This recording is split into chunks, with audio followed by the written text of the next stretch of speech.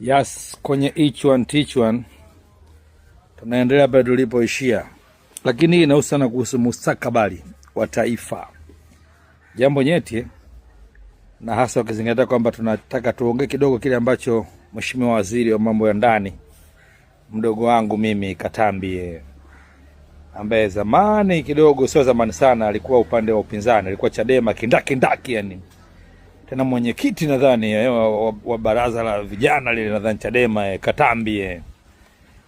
Leo alikuwa bungeni, of course kaongea vitu vya msingi, lakini kuna vingine ambavyo labda tunaweza tukashauriana sisi ambao ni wabunge nje ya bunge, kama wananchi au watu wema tunaotakia mema nchi yetu isiwe kama Kongo na manchi mengine yalovurugwa. Kuna mambo mawili. La kwanza kabisa, Mheshimiwa Katambi kwa dhamana yake kama waziri wa mambo ya ndani ya nchi, ambaye amesimamia polisi wote, nadhani magereza, majeshi yote, azima moto, nini yako kwake, kasoro jeshi letu la wananchi ambalo mimi ni mmoja wa askari wake wa pembeni, ambaye niliwahi kuwa miongoni mwa JWTZ. Sio waziri wetu, sisi tuna waziri wetu wa ulinzi. Sasa Mheshimiwa Katambi anasema kwamba vyama vya upinzani ikiwemo na chama cha tawala CCM visifanye mikutano ya hadhara. Ana sababu zake, ingawa mambo yote nadhani yapo kikatiba. Mikutano ni mambo ya kikatiba, sio mambo ya mtu kujiamlia tu, ni katiba inatuelekeza hivyo, ambao ndo sheria mama, katiba. Na hata Mwalimu Nyerere alisema mtu anayepuuza katiba afai kuwa kiongozi, sababu huyo ni afai. Yani katiba ndio sheria mama, mataifa yote duniani katiba ndio mwongozo. Kwa mambo ya mikutano ni masuala ya kisheria, kikatiba. Kwa ametoa sababu za kuyazuia, ingawa mimi naamini jeshi la polisi halishindwi kitu. Kwa sidhani kama jeshi la polisi limeshindwa kabisa kukabiliana na changamoto za kusababisha na mikutano hadi izuiliwe. Sidhani. Jeshi letu ni imara mno, lakini likiachwa huru litakuwa imara sana, likiachwa huru. Simeeleweka hapo.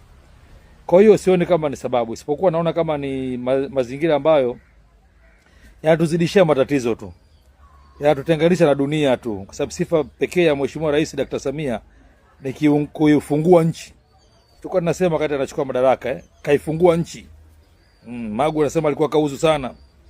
Kwa mama kaifungua nchi, na ndio sifa yetu kubwa. Mama kaifungua nchi. Kwa kuzuia mikutano ya hadhara inazidi kututenganisha na nchi zingine, kwa sababu mpaka sasa hivi ni kama tunatengwa. Tunafahamu. Ingawa mama yetu anapambana, dada yangu Daktari Samia, Mheshimiwa Rais, kutafuta marafiki wapya wema na wazuri wa kihistoria kama China na Urusi, lakini bado hatuwezi kukataa ukweli kwamba baniani mbaya kiatu chake dawa. Magharibi wana misaada ya kiutu zaidi, pamoja na masharti yake wana misaada ya kiutu. Kwa tumeshawapoteza kwa kiasi kikubwa sana marafiki wa magharibi. Kwa mambo kama haya ambao leo unaona Mheshimiwa Katambi kayakoleza chumvi, kuzuia mikutano ya hadhara ni moja ya madhara mengine ambayo tatugharimu zaidi ya. Kwa kwangu mimi sioni kama ni jambo lenye tija sana kwa yeye kulisema, na sidhani kama lina baraka hata za mama. Na viongozi sijui hata makamu wa rais kama ana baraka na vitu kama hivyo.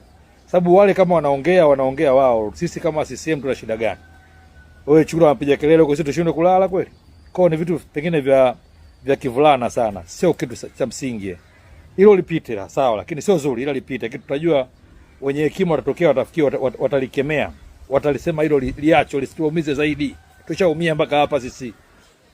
Lakini jambo lingine ambalo limenishangaza sana na limenitisha ni hili swala la kusema kwamba mtu asiende gesti mpaka siawe na NIDA, sina vitu gani.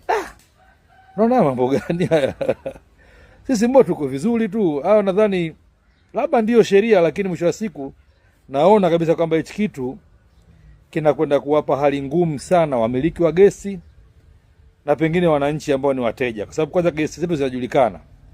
Watu wengi wanakwenda kwenye gesi za kona hizi kwa kona vile vile. Mtu kajiiba kaenda kwa jambo lake la faraga, ndio hivyo. Nyumba zetu zina shida nyingi.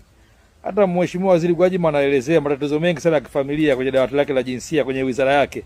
Kwa hiyo watu sometimes wanaamua kujifariji ili nisifanye matukio mabaya nyumbani, nisidhuru familia, ngoja nijistafta kidogo, nitafute kona kidogo niende docho. Mambo yanafanyika. Kwa hiyo wengi pale hawana mambo ya NIDA, si mambo gani, yani hayawana.